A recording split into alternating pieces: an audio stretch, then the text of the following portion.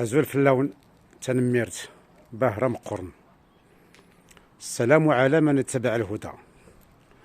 إن الله سبحانه وتعالى أشار في محكم كتابه القرآن العظيم القرآن الكريم أنه كتب في الزبور أن الأرض يرثها عباده أو عباده الصالحين.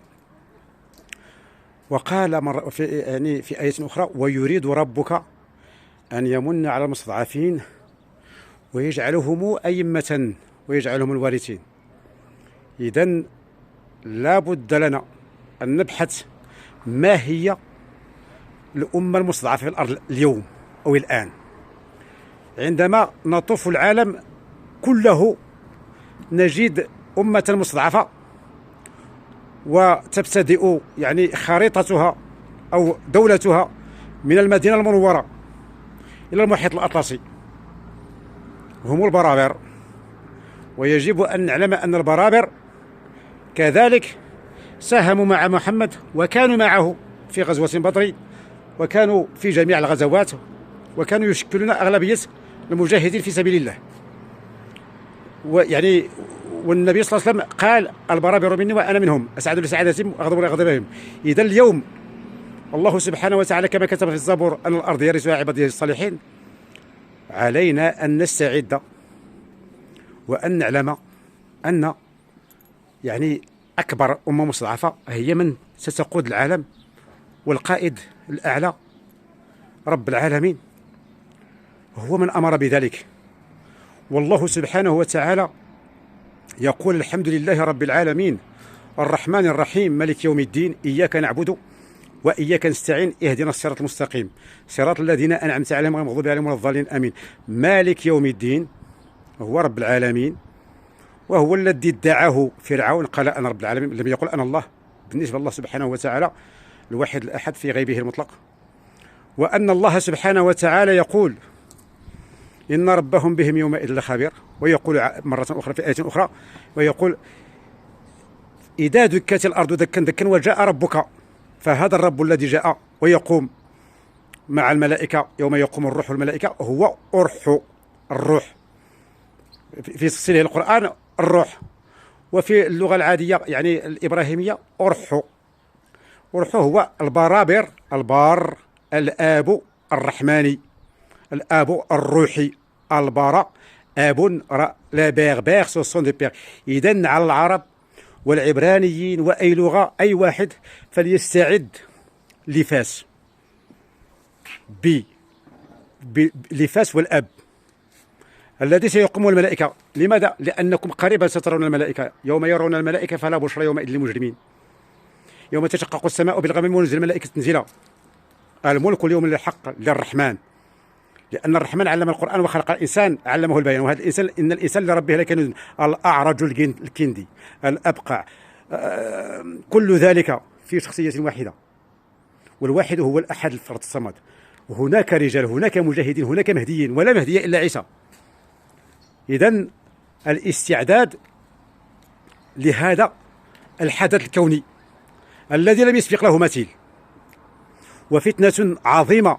فحسب الناس أن يقولوا آمنا وهم لا يفتنون. من قال إنه عربي والنبي عربي ويقدس العربية انتهى ذلك. من كان يقدس ابن مريم، من كان يقدس أي شيء أو أي شيء آخر غير الله فكل ذلك انتهى، لأن أمر الله جاء، أتى أمر الله ولا يقدس إلا الله. هو الله الذي لا إله إلا هو عالم الغيب والشهادة، هو الرحمن الرحيم. هو الله الذي لا إله إلا هو الملك القدوس السلام المؤمن المهيمن العزيز الجبار المتكبر سبحان الله عما يشركون. كل من أشرك مع الله مكانا أو شخصا أو عبدا فهو مشرك. نجد كثيرا من الناس يتلون سورة الإخلاص وهو يشرك بالله، وهو يتلوها ويؤمن بها وهو يشرك بالله. إذن لا تشرك مع الله أحدا. وهي في سورة السجدة، لأن السجود مرة أخرى الله سبحانه وتعالى أتاح فرصة لكل من طغى وبغى، حتى إبليس أعطاه فرصة للسجدة. إذن كما أمر الله سبحانه وتعالى ملائكته أن يسجد لآدم، ها هو مرة أخرى بإذن الله تعالى يأمر ملائكته وجميع خلقه للسجود لعيسى، إن مثل عيسى عند الله كمثل آدم. إذن السجود ليس لعيسى ولو أنه لعيسى، لأن السجود من أمر به هو الله سبحانه وتعالى. الشيطان أخطأ ولا تخطئوا أنتم كلكم. السجود حتى أنا سأسجد لعيسى، عيسى سيسجد لعيسى. لماذا؟ لأن سأسجد لروح القدس أمامي ولو أنها داخلي. إذن السجود لله والأمر بالسجود لله. عيسى لم يقل للناس اسجدوا لي. إذن لهذا نجد في سورة السجدة بسم الله الرحمن الرحيم ألف لام ميم تنزيل الكتاب لا ريب فيه من رب العالمين أم يقولون افتراه بل هو الحق من ربك لتنذر قوما ما أتاهم من نذير من قبلك لعلهم يهتدون. الله الذي خلق السماوات والأرض وما بينهما في 6 أيام ثم استوى على العرش ما لكم من دونه من ولي خاتم الولاء ولا شفيع محمد خير خلق الله ما لكم من دون الله من ولي أفلا تذكرون. يدبر الأمر من السماء إلى الأرض ثم يعرج إليه في يوم كان مقداره 1000 سنة مما تعدون. ذلك عالم الغيب والشهادة العزيز الرحيم الذي أحسن كل شيء خلقه وبدأ خلق الإنسان من طين ثم جعل نسله من سلالة من ماء مهين ثم سواه ونفخ فيه من روحه وجعل لكم السمع والأبصار والأفئدة قليلا ما تشكرون. وقالوا أهذا ضربنا في الأرض إنا لفي خلق جديد بل هم بلقاء ربهم كافرون. قل يتوفاكم ملك الموت الذي وكل بكم ثم إلى ربكم ترجعون. ولو ترى إذ المجرمون نكسوا رؤوسهم عند ربهم ربنا أبصرنا وسمعنا فارجعنا نعمل صالحا إنا موقنون ولو شئنا لأتينا كل نفس هداها ولكن حق القول مني لأملأن جهنم من الجنة والناس أجمعين فذوقوا بما نسيتم لقاء يومكم هذا إنا نسيناكم فذوقوا عذاب الخلد بما كنتم تعملون. إنما يؤمن بآياتنا الذين إذا ذكروا بها خروا سجدا وسبحوا بحمد ربهم وهم لا يستكبرون. الله أكبر. سجد وجهه الذي خلقه فصوره واحسن صوره وشق سمعه وبصره بحوله وقوته فتبارك الله احسن الخالق. اللهم اكتب لي بها عندك اجرا وضع عني بها وزرا واجعلها لعينك ذخرا وتقبلها مني كما تقبلتها من عبدك داود. الله أكبر.